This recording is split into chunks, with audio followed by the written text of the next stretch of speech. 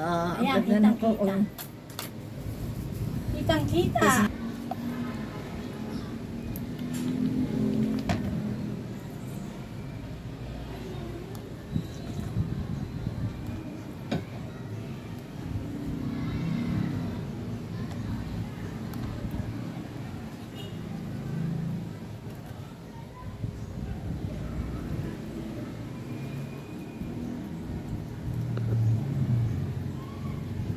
Meron talaga akong oras din kasi alas 8, alas 9, papalit na ako. Bakit? Mag-aalaga ka na? May na ako. Hmm. May pasok pa sa school yung pangalawa. Eh yung panganay, di ba dyan?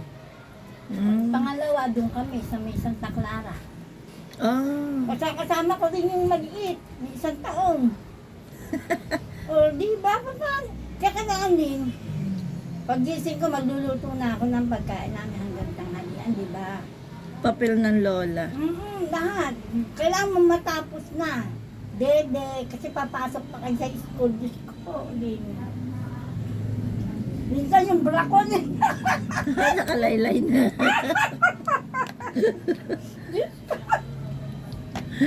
Ay, Ay, naku po. para kang nanganak ulit.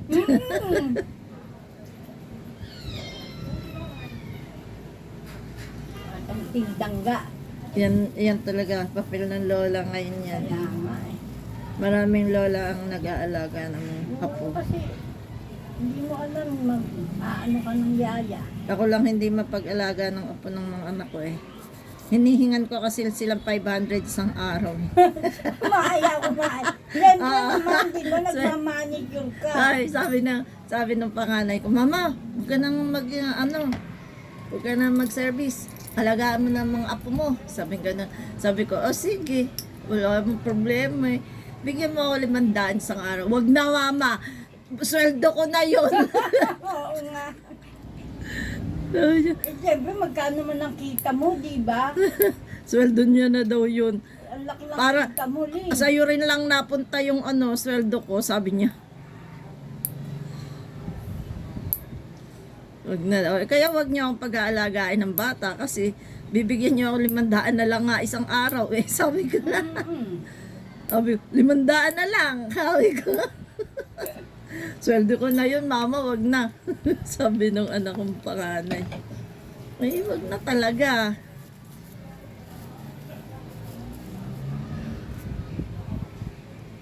Kaya wag niyo ang pag-aalagain ng anak. Dahil Eh, pinag-aalaga Pag, ng anak nila. hindi, Asawa. yung kapatid. Yung kapatid ng asawa niya. Eh, tuwan-tuwa naman doon sa mga anak nila eh. Sarap may bata sa bahay. Masarap talaga may bata sa bahay pag minsan. O kalaro ko, bata. Pero hindi nga ako pwedeng mag-alaga eh kasi nga nagsiservice ako. Hindi tayong kita, Lee. Baka pagka Sayang, di ba? baka pagka hindi na kaya mag-service, mag-aalaga na ako ng bata.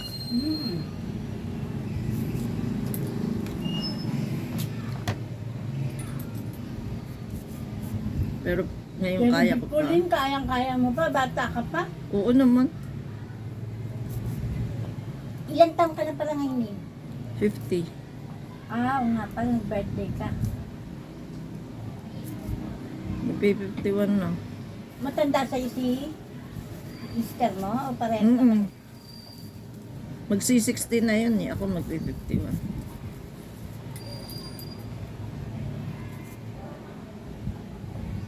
Kamusta pala yung anak ni Ate Penny na Ate Penny na sa Antipolo?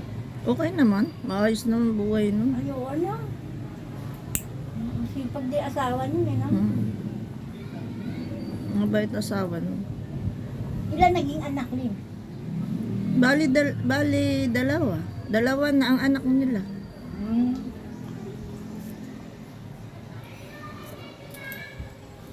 Dalawa na anak nila. Isang babae, isang lalaki.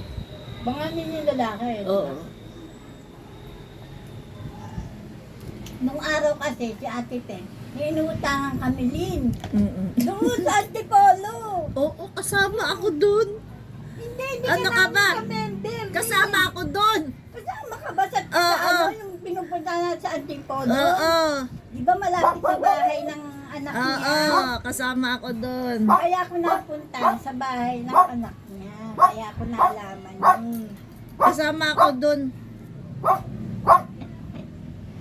May punta pa nga kami dun yun na yan. Ano daw, maligo daw kami dun sa clubhouse. Ay, hindi na kami wala kami mga daling damit. Pati yung balai niya, nakilala namin eh. Mm-mm. Kasama namin si Lorna. Kaori. Kalorna. Mm-mm. Kaori, taga Palatio. Oo, si Ate Olive. Oo, Ate Oli. Sino pa ba yung mga... Basta yung taga Palatio, tatlong taga Palatio. Hindi pa kasi tayo masyado magkakilala Oo. noon. Bali, apat pala Lin na taga Palatio. Isang taga Looban, sa kanto ng Kamote. Ang ating center, Dalawa, apat, tama. ang ating center nasa Palatib. Oo, di ba? Oo, di ba? Naging yun, napunta yung kina Lorna. Napunta din pala. Oo, napunta Nalipat. nalipat kina Lorna yon. Tapos kami ang Matagal din ako miyembro nun, ha? naging officer kami noon. Mm. Walang ya. Sumakit ulo namin Ang doon. sakit sa ulo, Lin. Kasi- Naliliguhan. Problema mo ng iba, problemahin Oo, totoo mo. yan. Eh, yun, Lin, na hinawakan ko, Lin, yung KMBI. Nakasali ka rin ba doon? Ay, hindi. Doon ako hindi nakasali. Eh, Tsaka sa doon, treasurer ako. Diyos ko, linggo-linggo ako naghahatid. Ako yung nag-iikot ng hulog. Kaya nga. Ilang taon yun, Lin, nahawak ko. Kaya ayaw kong nang maghawak ng ganyan eh. Ang hirap, Lin. Buti bang wag ka nang yung official ba? Oo. Miyembro na lang. Eh, pero, buhay pa ba dyan yung Bangladesh ba yun, Lin? Hindi ko na alam. Matagal na rin akong hindi kasali doon. Sa mga ganyan, ano? Lahat ng utang yata, nautangan.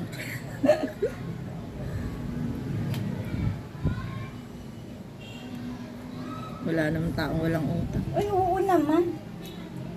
Sino kaya yung wala, ano? Mm. Kahit nga may... Kahit... Mga mayayaman nga, di ba? Oo. Ang lalaki pa ng utang. Kala mo, walang mga utang. Naku, kita mo nga.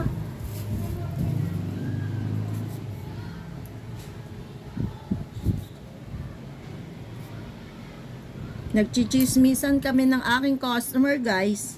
Yeah. Ng aming mga buhay-buhay, nagre-reminis kami.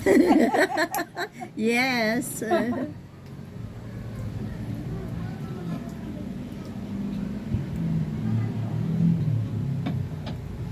Aming mga pinagdaanan sa mga kautangan.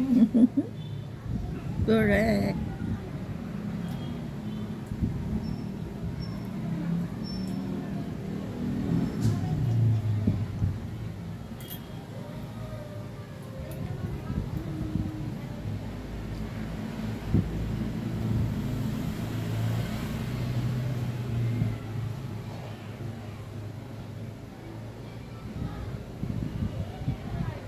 Pag pupunta ka dito, libit-bitin mo yung upuan mo. Oo, nakalimutan ko kasi.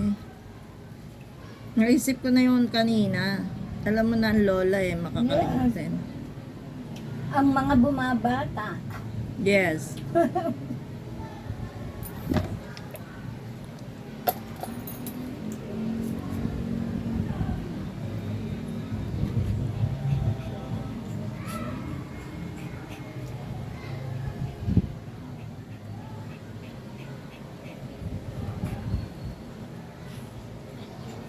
Pagka nga alam ko wala ako mauupuan sa bahay ng customer ko, dinadala ko to. Kaya nga ako bumili nito eh. Dahil yung ibang Maganda din customer. yan eh. Folding naman to eh. Magaan naman. Oo naman. Medyo lang mabigat kasi bakal. Pero hindi naman sobrang bigat. Tama lang. Sakto lang. Kaya naman. Yes. Caring.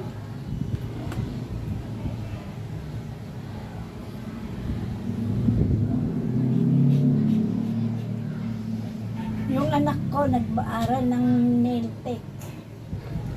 Si bakla. Ay, kailan? Ayan, natapos na niya yung nail tech niya, sa hair na lang. Wow, saan siya? Diyan sa Bambang, O, sa ano? tapos Sa... na siya ng... Sa TESDA? Oo, sa August ang graduation niya. Ay, ang galing. Very good, very good. Very good yung ginawa niya. Yes. Nail tech tapos na. Ito na, sa hair. Yung hair, ano yun? Hair care ba tawag yun? Oh, Beauty hair care. Beauty care.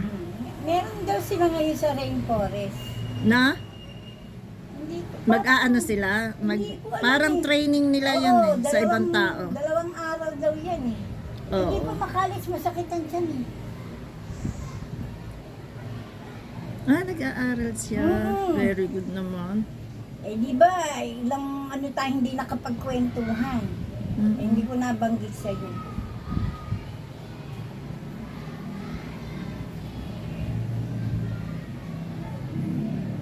Tapos practice na siya Oo, sabi nga naman, ano daw siya.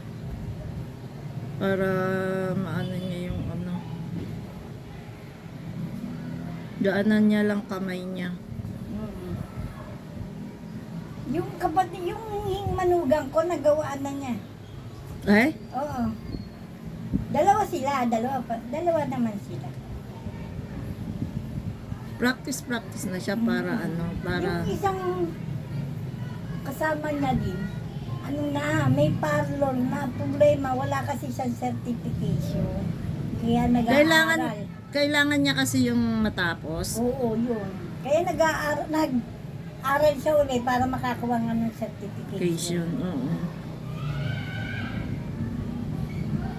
Bakit kailangan ba ng certification sa pagpa-parlor? Oo, siguro. Hindi. Siguro dahil gumagumahawak na siya. Hindi naman. Basta marunong ka na. Kaso minsan may mga naghahanap, di ba? Hindi naman. Ang laki nun din. Kaya lang, mas maganda yung may pinapakita kang Oo. may naka-display na certification sa parlor mo. Mm-mm.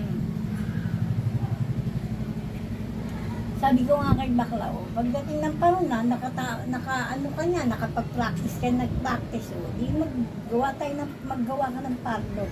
Yes. Tama.